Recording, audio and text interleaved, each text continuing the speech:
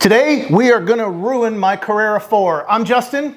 I'm Cousin Rob. And this is a new player, Cousin Tom, and today we are going to convert my car to two-wheel drive using these Rennline spindles. Now, before we go too much further, please subscribe for more great content like this. Now, today, Rob, we have this very fancy looking piece. We do. We're gonna remove the front wheel drive portion of my four-wheel drive car, all-wheel drive car, and replace the axles with these very beautiful spindles.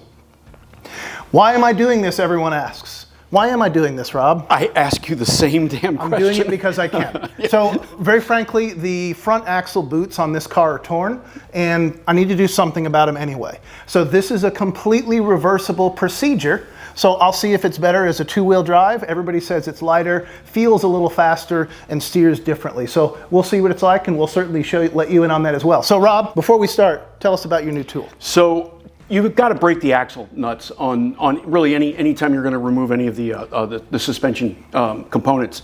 And so when I looked at my tool chest, I realized I did not have enough power to break the axle nuts. So I went out and purchased this bad mother PBL IW01 Ryobi, which gives us 1,170 feet-pounds of brake torque. So this will totally take off those axle nuts. So we have the car on the ground right now because it's easier to break the axle nuts even with his monster piece of equipment here with it on the ground. So what we do is it's really easy. You take something like this, which is just a pick, and we're going to pull the center caps off, and then that exposes that nut. We're not going to take the nut off all the way. We're just going to loosen it with this. Then we're going to raise the car up in the air. We're going to remove the wheels, and then we'll go ahead and remove the nuts. Now, that's one thing I do want to point out is we're taking these nuts off, but I have brand new ones to replace them. If you're going to do this project, order those from your local Porsche dealer. They're 15 bucks a piece, and you're going to want new ones just for safety. Always do that for safety. Correct. Right, let's get started. So Rob's already done it, but you see what we did is we took the center cap off the wheel, and this is the nut that we're using the torque wrench to break. So you're going to need a 32 millimeter socket, and what we're looking at here is this goes onto that nut right here. So that's what we're seeing here. That's the end of the axle that we'll be replacing. So now that we've broken the nuts, we've gotten it up in the air to take the wheels off. That's step 2. So now that we've got this wheel off, you can see here that we've loosened this nut up, and this is what we've got to take out. And you see the rust on here? This is 20 years worth of driving around on the mean streets. So this might be a little bit tough to get off altogether without big torque. So first thing we're going to do is take these bolts off. We've pre-loosened them with the tires on the ground. We do that so just the car won't rock or roll. You know, in theory, if you don't have some weight on it, the whole axle could spin if it's up in the air. So that's just a good best practice to break it while it's on the ground. It's simple enough. So first thing we're going to do, we're going to put it all the way up. So we're going to start by removing these body panels, right, Rob? Correct, yeah. It takes a 10 millimeter socket, and these are just plastic, so you don't need to manhandle them. They come out really light. You should keep them. Another best practice, which unfortunately I didn't tell you, always have some extra ones because, you know, they break. Sure. Okay, well, I'll get them if we need them. Yeah, exactly. Now, as you see, there's a lot of things to unscrew here, so watch the time lapse.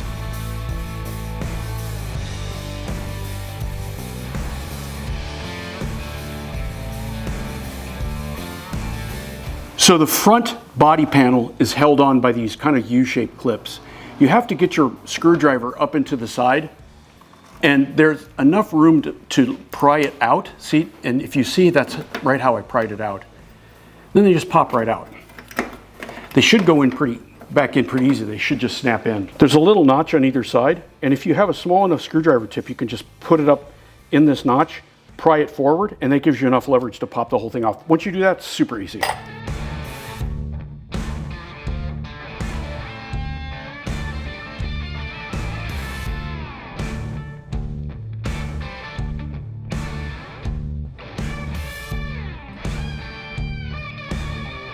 So once these off, our drivetrain is almost all the way exposed. One more left and away we go.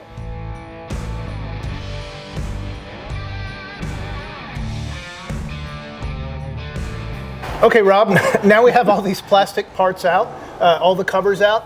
What's next? So now we have to take off some specific things on the suspension so that we can have enough play in the axle to be able to shift the spindle forward, and then we can pull the axle right out. So what we're going to be doing is we're going to be basically loosening really just like four or five bolts. The first one I'm going to point at here, this is the lower A arm, right? We do need to take out this eccentric bolt. So best practice, clean these really good and mark them. Because anytime you do front suspension work, you always need to go get the car aligned by a professional. So what that will allow us to do is by marking those bolts, we'll be able to put it back in a good enough position so that you can drive it to go and get it aligned, right? So after this is out, we'll then come over here, we'll pop the tie rod arm off the end with a pickle joint, and then we will remove this bolt here. This will allow us to move the entire assembly forward enough so that we can, actually we'll be able to, this here will pop down. So there's 6 bolts on right here with basically semicircular shaped washers. I believe they use a 6mm hex. So once again, pretty easy to get to. That'll make it nice and loose. So by the time we get this shifted forward, we'll be able just to kind of finagle it out. Okay. So that'll be our first step. Then we're going to go ahead and tackle removing some of the stuff from the center. We'll talk about that in a bit, but let's get the axles out first. And then we'll go from there. So watch your head. I will. Let's do it.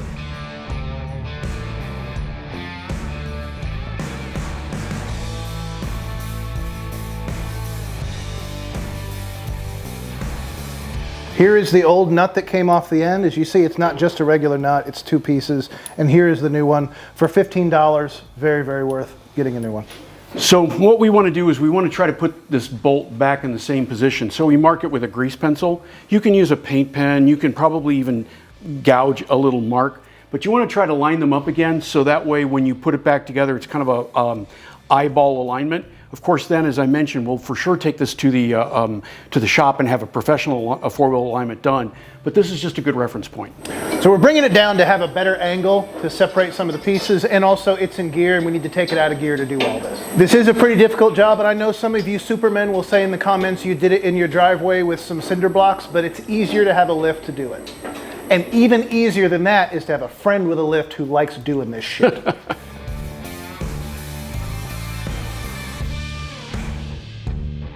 So Cousin Tom was able to actually pop off the tie rod and actually was able to use his hand with the pickle. But one of the things that's a good best practice is take the bolt that comes off the end of the tie rod, just thread it back on barely so you don't lose it. Okay, so one of the things, there's a cross member that is attached up into the upper part of the suspension. What's nice about this is it's got a rubber gasket here, so this does bend. So what we're going to do, it uses a 21 for the top bolt. You'll need to use a closed end wrench. And then I'm just going to use my impact wrench on the bottom with an 18mm. Now, I'm going to go ahead and take this bolt out. I'm going to put this back on so I know that it goes back on this bolt.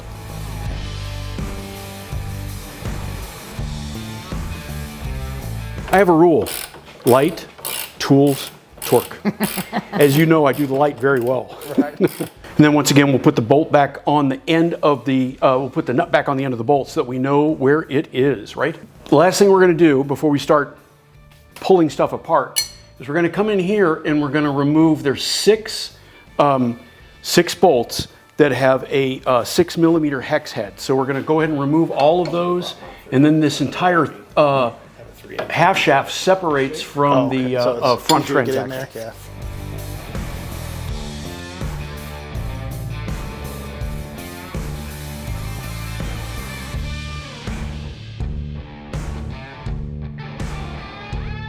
Now that I've Tom Sawyered Rob and Tom into fixing my car, what's next, Rob? So we've loosened all the bolts on the suspension that we need to take out. We've taken out the 6 small bolts that hold the one side of the axle into the transaxle, the front transaxle of the car. Now we're going to pull this whole assembly forward. We're going to whack on this bolt. We put the axle nut back on a little bit to give us a little bit of leverage. We're going to whack this so it starts to get loose, and then we'll be able to pull the whole axle out. Okay. So on that note,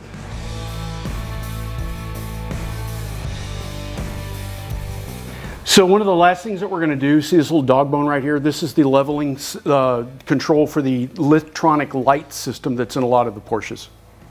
So we're just going to loosen it. And then as soon as it's off, we'll just move it out of the way. And that way we're good to go to get this entire assembly off.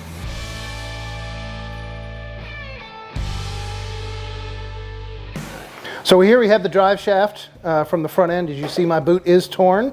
At some point, I may decide to make a video rebuilding it, or I may just spend 80 bucks for a new one from Rock Auto. But here's what we're doing: is this replaces this. So we are going to put a little grease on this, and then we're going to put our piece to replace our axle. So we have white lithium grease we're going to spray on here, just because we want to grease everything.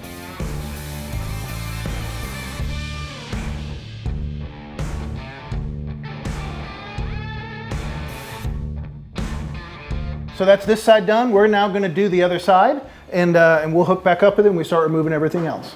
So we've taken the front axles out of both sides. Next, we need to remove basically the supports for the front transaxle, as well as the torque tube. So there's going to be several different things we have to disconnect. First, we're going to disconnect these two straps here. This is part of the fuel tank.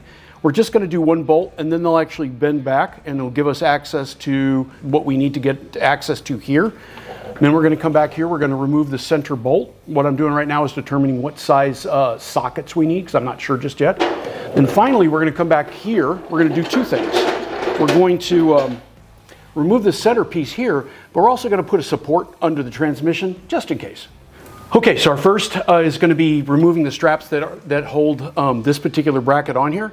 We're going to use a 13 millimeter socket, a little bit of an extension, just so we have enough room to get up in there. So just one.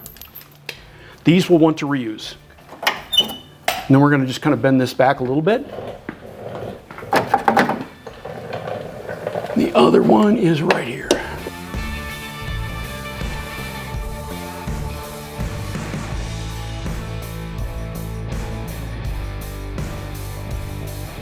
After we loosen this, there's a slot here.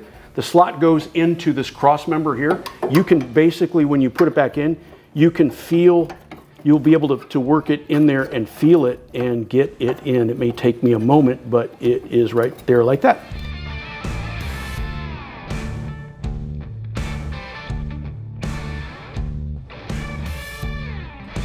So this is on rubber. That's great. So we're going to now go work our way back, and we're at the back. We'll lower it down and pull the drive shaft out. Then we'll remove this, which should be at this point just 2 bolts. So what we have here is the front transaxle. This is going to be standard equipment on a 4S or a Carrera 4, meaning that it's all-wheel drive. So it runs on a stub axle or an axle shaft off the transmission, sending through a torque tube. So a torque tube is a tube that surrounds the drive shaft. So the torque tube then also protects the drive shaft too. So we're going to remove a couple of straps and fasteners and supports so that we can pivot this down. Once we pivot it down, we're going to pull the drive shaft out. Then we're going to pivot it back up, loosen these 2 bolts, and this whole assembly is going to come down. So the first thing we did, this is actually the gas tank.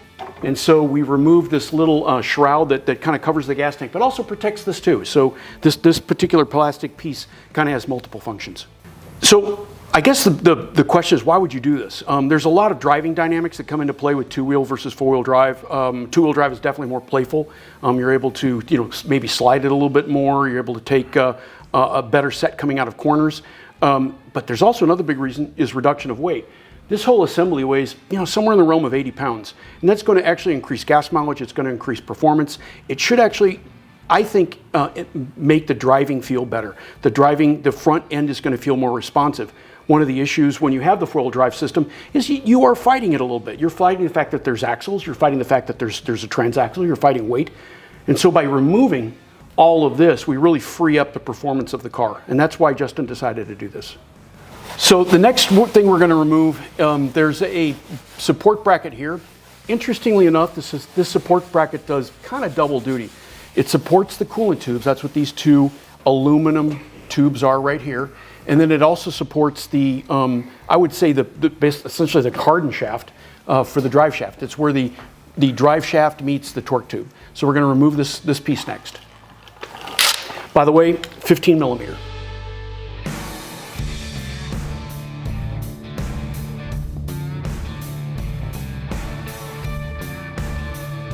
So basically, This is essentially like the cardan shaft that we've done on the Cayennes. Right. This is where essentially two pieces of a drive shaft meet together. The challenge that we ran into was it's also the bracket to hold the cooling pipes in place. So as we loosen these bolts, what we found out is that it's all connected to one piece, and we've got to get this bracket off. And I think we can just take it off now. It will. Let me look at it from the other side. But we can't get this part out until we remove this bracket. So that's the next step. We've loosened it. We've got to the point now where it should be able just to snap out.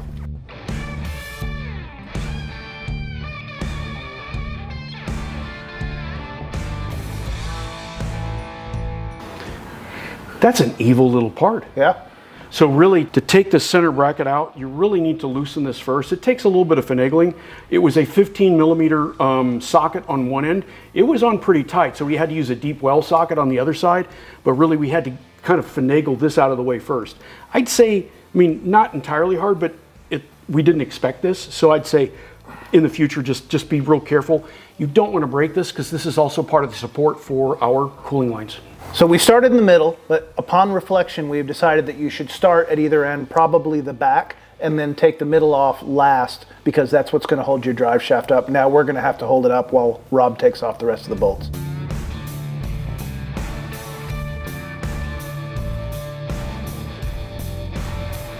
So Tom has been our OSHA guy all day long. He's been telling us to wear ear protection, and this is what he came up with as our OSHA director.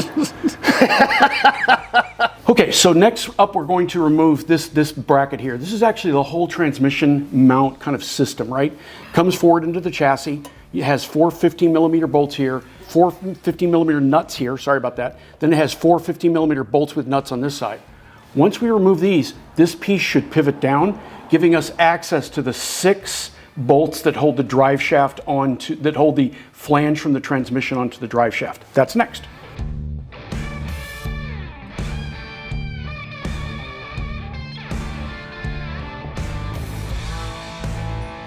This is the transmission support. The actual transmission, I would say the support washer is right here in this piece, but right here. You can see there's 2 plastic flanges on it. Those are probably vibration dampers. It's 4 nuts, 2 bolts that go through. It's all 15 millimeter. It basically drops right down. Now that that's down, we're going to have access to these 4. There's 6 bolts, I think. Actually, I think it could actually. Yeah, you know what? I think it's actually only. Hang on. It is 6 bolts. Oh boy, it's 6 bolts. Okay, and we are and a rubber washer damper in between. So that's what we're going to be doing next.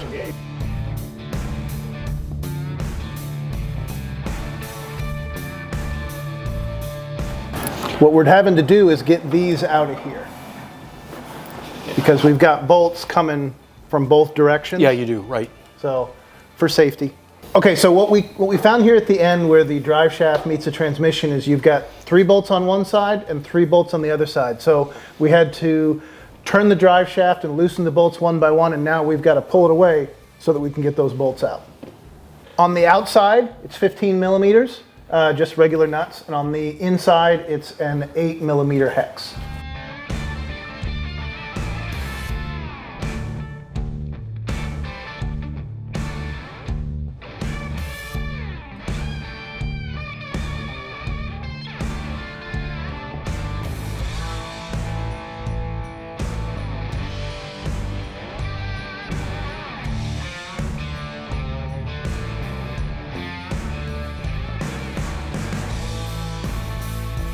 So the last thing we had to do was remove all the pieces. It was a hassle because these studs are very long, and we tried to pull it out beyond the studs and we had to wrestle it past the gas tank here. What we should have done is simply unbolt these, make sure someone's holding your front diff here, unbolt these and take these studs out, and I'll show you where on the diff here in a second, but take these studs out rather than trying to wrestle them past these long studs. Let me show you what I'm talking about. So these studs, you saw they were mounted on the car and they go through here. What we tried to do was really just finagle and bend this thing out, and we managed to do it, but had we just removed these studs from that brace with our 6 millimeter bolt or 6 millimeter socket, it would have been a ton easier. Now make sure you support this because this is the heaviest part, but this is all of it. Everything that comes out of the car is right here. All the braces and supports will all go back in. To quote Chilton's, installation is the reverse of removal. So we're going to put back all of the braces that we had and put it back together. Look for another video of every one of us test driving it and see if we can tell the difference. Thanks for watching, and we'll see you next time.